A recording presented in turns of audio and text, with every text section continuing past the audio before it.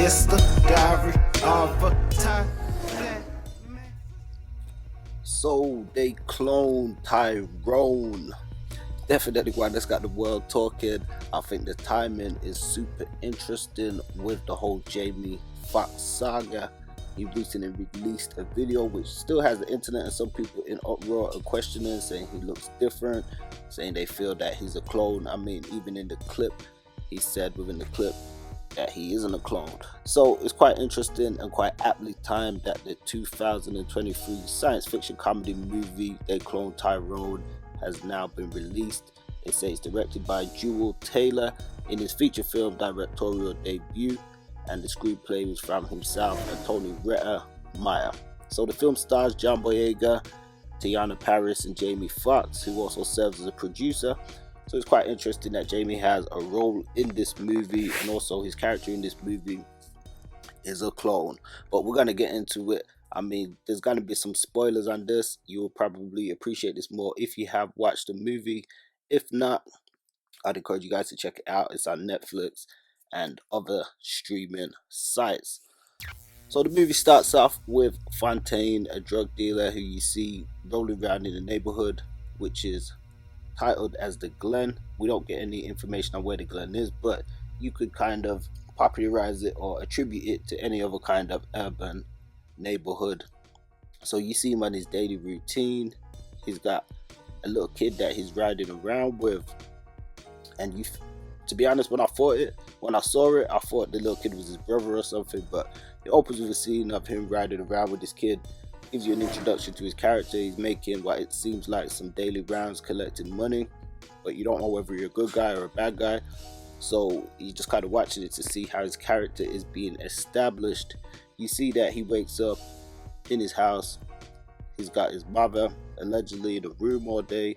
He rarely speaks to him, just speaks to him through the door.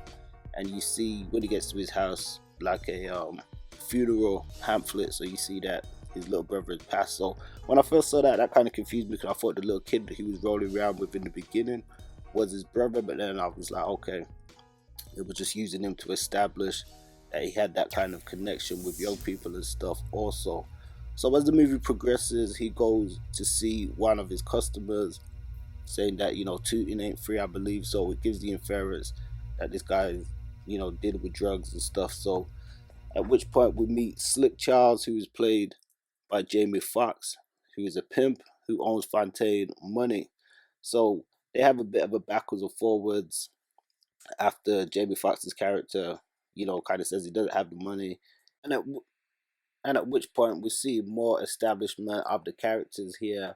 Fontaine, Jamie Foxx's character Slick, and also Yo-Yo.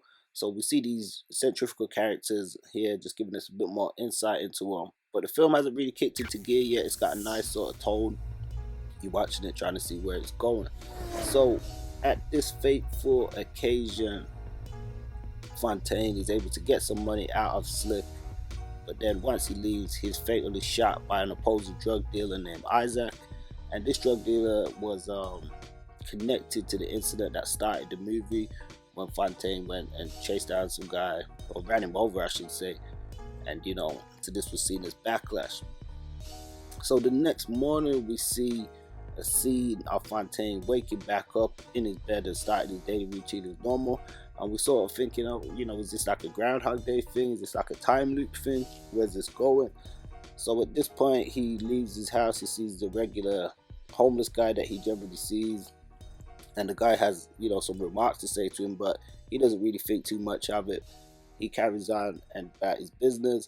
And when he arrives at Jamie Foxx's character's place, Slick, he's actually surprised to see Fontaine show up, and he's saying, hey, you showed up yesterday, you got killed, what's going on, like, you're a ghost, all this stuff. And he's a bit inquisitive towards it, but I don't know if things felt different for him, because when he was out on the street Saturday, he see like a van driving around and it looked like they abducted somebody. So he kind of thinks that something strange is going on. We're led to believe that. So Jamie Foxx's character says, you can ask Yo-Yo to corroborate things, who was the girl that was there yesterday. So they go and they find the girl, and she says she remembers hearing gunshots and things of that nature. And then she says she remembers like the car, and he identifies it being the same one that he saw abducting the person. So they see the car, which is like a van parked outside of a house. They go inside the house to investigate, and when they go inside, they find it's an empty house, but they see an elevator leading down to an underground lab. And when they get down, there's a white scientist down there, a white guy with an afro dancing around to Michael Jackson. And they're thinking, you know what the H is going on here? So while they're investigating this place, Slick and Yo-Yo, they see a mysterious white powder around that I'm guessing they think is cocaine or something of that nature. So they end up messing around with that. Remember, it was implied earlier that Slick was a user. So while they're doing that and they're holding up the scientist, Fontaine is looking around, and then there's a bit of a snafu where they end up accidentally killing the scientist. That's Jamie Foxx, his character Slick and Yo-Yo. And then at this point, as they're getting ready to leave, they look, Fontaine is just there kind of stuck. And when they look down, they see a corpse lying on the table, but the corpse is identical to Fontaine. So at this point, I think this is the first point for the viewers that it said, okay, well, now we know there's something more to the story. We've heard the clone title. Now we see what could actually be a representative of a clone. So this is where the film starts to pick up and get interested. Now bear in mind, it is a comedy at the same time. So if you're looking for plot holes, you will find some, just in terms of like, you know, they went down in this place. There wasn't no CCTV or no surveillance or anything like that. A lot of the stuff, like when they come to their ideas, they seem to just come to them straight away without any like real investigation or anything. But ultimately it flows well with the pace of the movie, so I won't say too much on it. Just bearing in mind that it is comedic at the same token, you know what I mean. So the movie follows up with some scenes where Fontaine, then he gets his goons, he goes back to the property that they found the lab at, but much to his chagrin, the place is just like completely covered up. It's like nothing has ever happened. So, you know, his guys are kind of looking at him like he's crazy, you know, or he dehydrated. It's a bit of comedy. So he go from there and he returned back to Slick and Yo-Yo, because he's like, did we really see what happened? Those guys are like, yeah, you know, we seen it too. It definitely happened. So, you know, at this point, they're trying to put things together. They go to a restaurant, and it's like a big chicken restaurant, and everybody in there starts laughing. You know, Fontaine, he starts laughing. And Slick, Jamie Foxx's character, he kind of like, wait, he's never seen him laugh, and then he's looking around the restaurant, and everybody's laughing in hysterics. So as I said, it's kind of a comedy, so he just jumps to the automatic right realization that it must be the fried chicken, and it says, you know, it's got to be the chicken. They said they've got a new secret ingredient, which happens to be the same white substance that him and Yo-Yo had already previously consumed when they was at the lab, and that made them start laughing in hysterics. So they go to investigate. Yo-Yo, she's a prostitute, so she goes to the restaurant manager. She seduces him. It's another one of those white guys that looks like the scientist that they found in the lab. He got like the afro. He, you know, jive talking a little bit. So she seduces him, and then while she's seducing him, she looks and she sees that there's surveillance there recording like everything what's going on in the neighborhood and the projects. And they start thinking, okay, there's more happening. This is, you know, some kind of conspiracy. They leave, and then something makes Fontaine recollect something that was said to him by the drunk guy that he usually passes by every morning. So they go and find him, and they ask him some questions, because he's usually saying stuff like, hey, you got that new car smell today, young blood. Like, so that kind of gives the inference that he knows something is happening with this character Fontaine, and perhaps wider in the community. So, you know, they ask him what's going on. He kind of like eyes and ears out there on the streets, and he alludes to things happening at a church. They ask him which church, and, you know, he kind of gives them the direction. So when they go to the church, they discover that there's some strange happenings, you know, a strange preacher, some strange lyrics that the churchgoers are singing.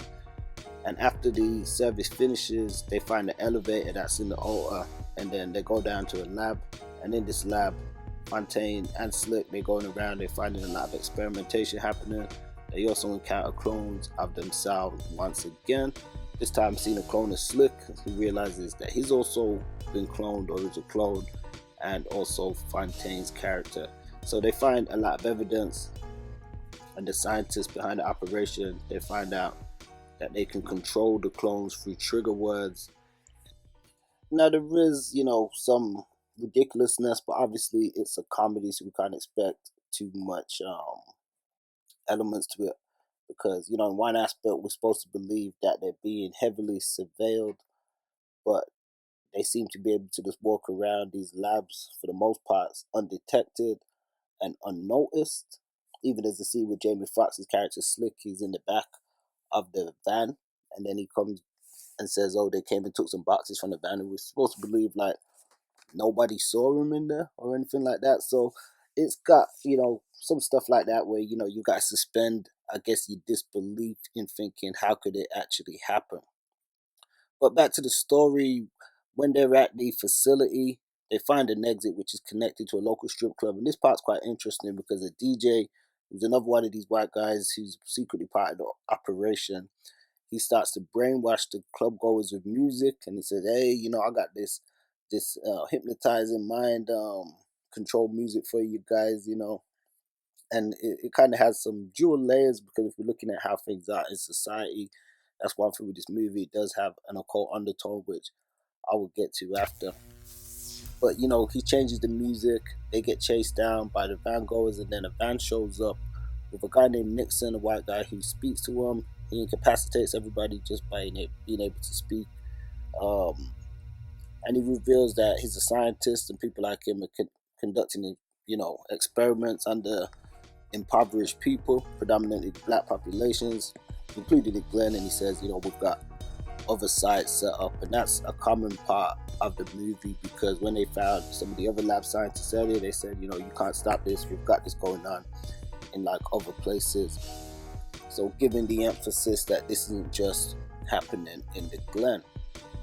So while this is happening, he proves to those guys, Nixon that is, that he has control over them by using buzzwords. And when he uses certain buzzwords, the trigger word, they can't do anything. They're just frozen in a state of shock. And then he uses it on Fontaine just to illustrate a point. And he says, we need people like Fontaine and Slick. We need, people like you guys out there doing your job in the community, doing a certain thing, one being a pimp, one being a drug dealer. Yo pulls out a gun, and she says, "Well, I'm not a clone." And then at this point, the guy Nixon, he uses a trigger word that makes Fontaine point the gun at Yo-Yo, and then also at himself. And then I think at this point, these guys realize, well, do we have much choice? Can we do anything against this? So Nixon, he leaves, and the next morning, Fontaine is back waking up.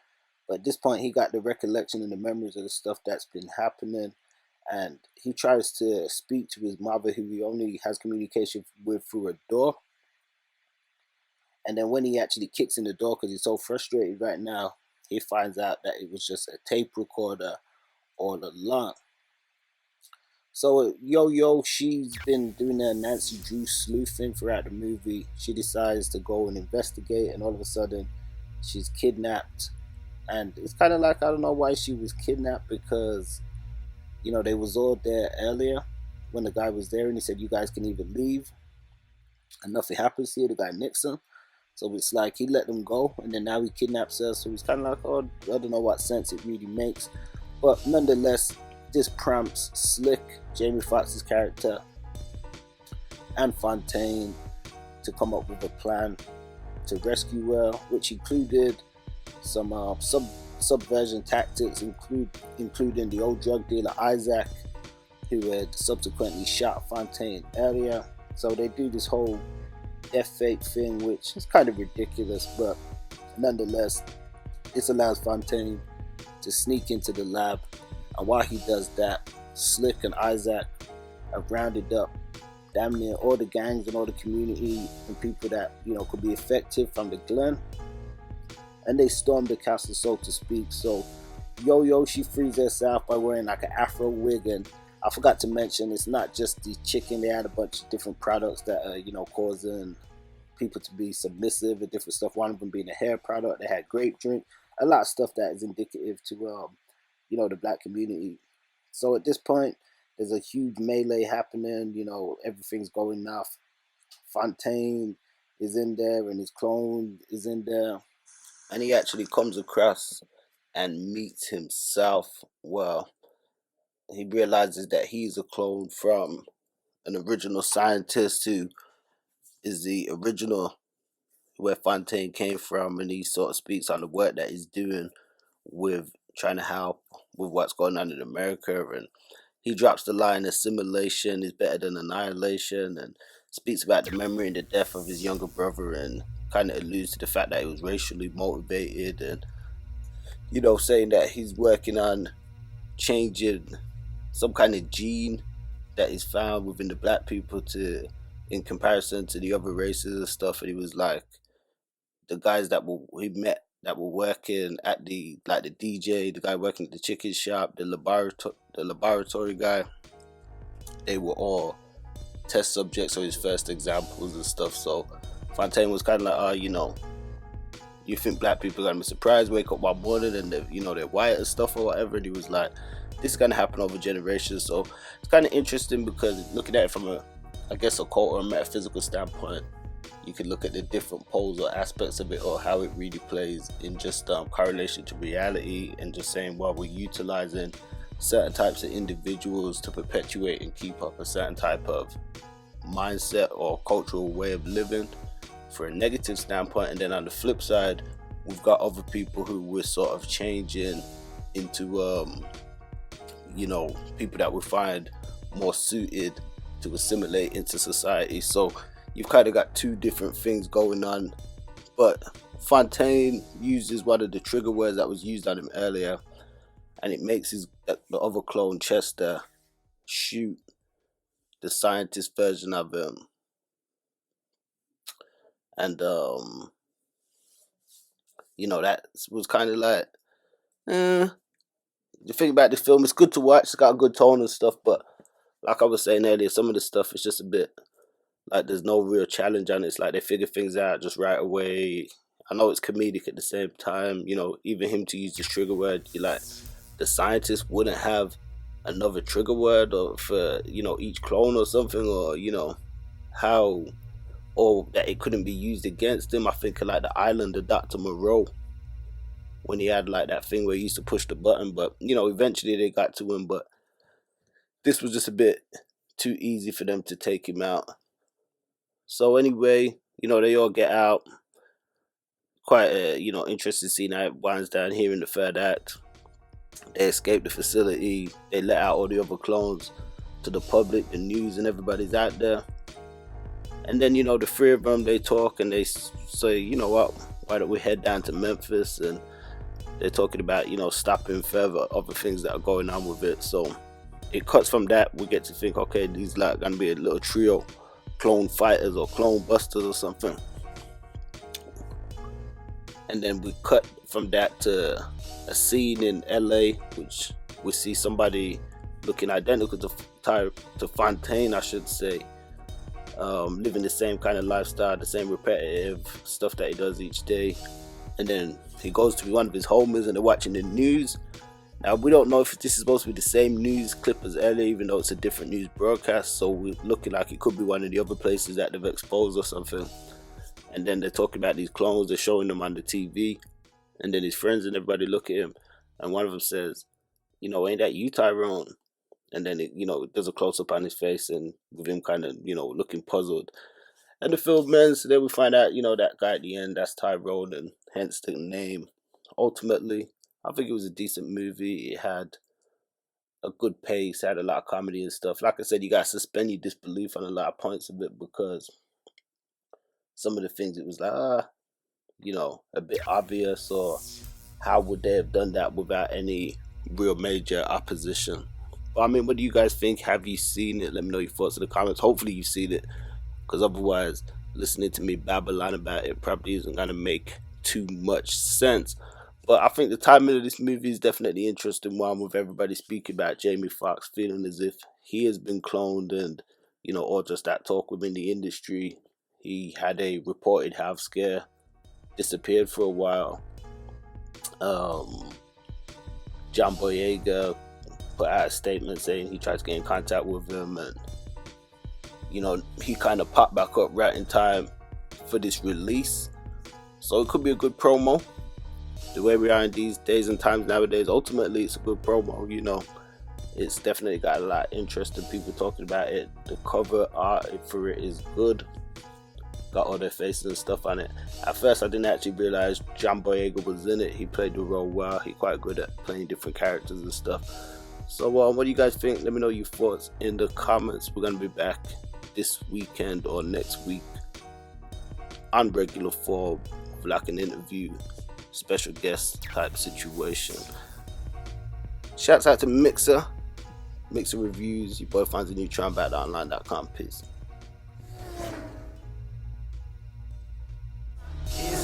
It's the diary of a tired black man.